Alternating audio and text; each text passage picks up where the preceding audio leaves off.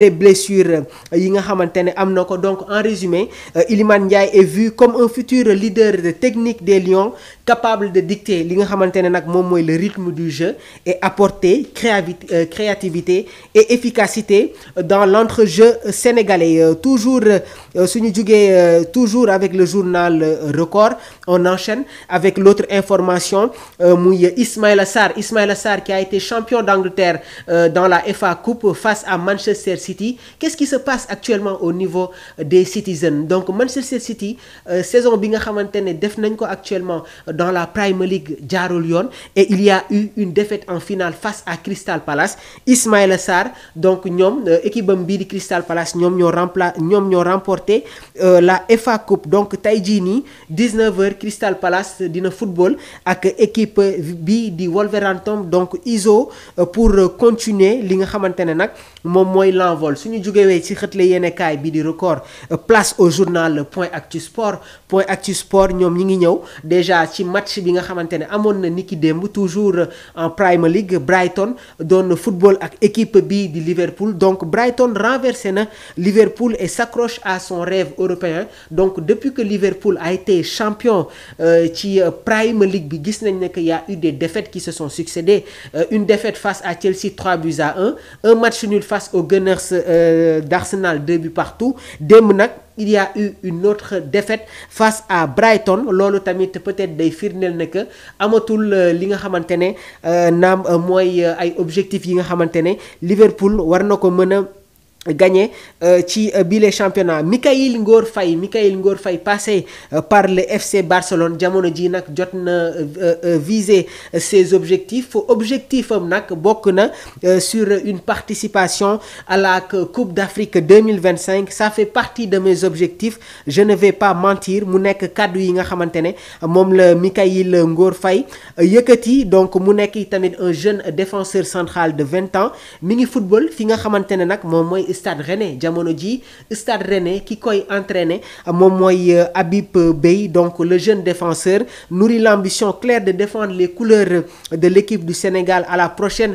Coupe d'Afrique des Nations bu war a am fële ca Maroc. Waaye nag il considère cela comme un objectif majeur. Waaye tamit mi ngi rêver de retrouver une place de titulaire dans son club pour espérer une convocation. Il y a eu des critiques à l'encontre de Mikayil Ngor Faye. Kan moo def yi les critiques? Habib Beye nekk actuellement entraîneur du club. Moom jot na indi ay critiques envers le joueur qui doit montrer encore une fois beaucoup plus de détermination pour faire partie du 11 indiscutable ci équipe bii di Rennais. Waaye tamit loolu moom moo koy permettre tey jii Pape Thiaw mu convoqué ko en équipe nationale du Sénégal. Il y a les ambitions mais aussi il y a une rude concurrence au niveau de la défense de l'équipe nationale du Sénégal avec les retours de El Hadj Malick Diouf ak ki nga xamante ne nag moom mooy Ismaïla Jakobs. Bien vrai que Mikayil Ngor Faye est polyvalent, il peut jouer comme arrière gauche waaye il est beaucoup plus à l'aise dans l'axe central. Et ci biir axe boobu noonu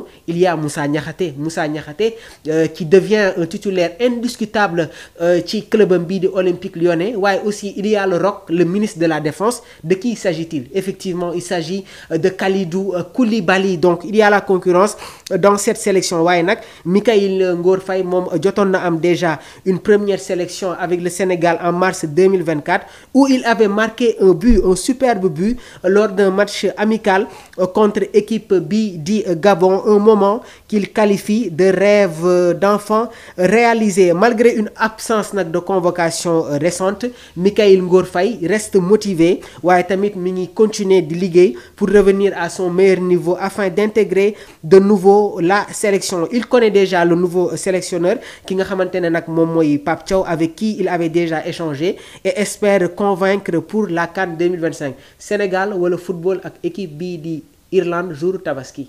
Donc je rectifie mais quelques confrères yi nga xamante ne ils sont revenus sur l'information. Sénégal day football d'abord ak équipe bii di Irlande. 3 jours après si la ñuy dem football ak équipe bii di Angleterre. Ce sera au stade de Nottingham Forest pour le 10 juin. Donc mu nekk tamit un remake de cette 8e de finale de la Coupe du Monde où les Three Lions avaient carrément écarté les Lions de la Teranga donc sur cette Coupe du Monde. Donc mu nekk toujours les informations yi nga xamante ne ñi ngi leen koy toppal yéen suñu mbokku internautes yi. Une autre information effectivement dinañ si ñëw muy l'affaire Zarko qui continue d'alimenter des polémiques. Donc démb le ministère sénégalais de la jeunesse, des sports et de la culture a condamné avec la plus grande fermeté acte de violence yi nga xamante ne mbër bii di le lutteur Aldiouma Diallo alias Zarko lors de son combat de MMA contre le Nigérien Kaburu Aderiran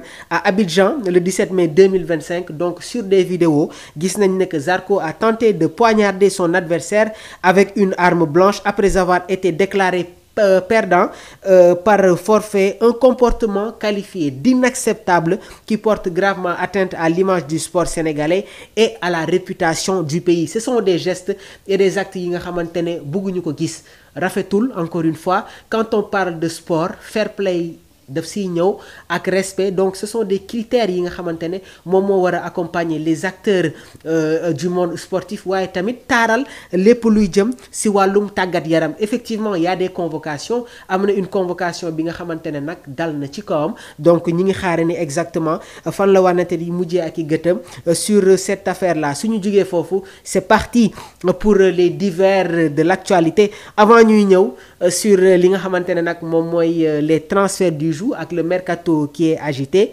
Quelle est cette équipe? Quelle est cette équipe? Dans les buts, on a un gardien qui est de nationalité polonaise. Donc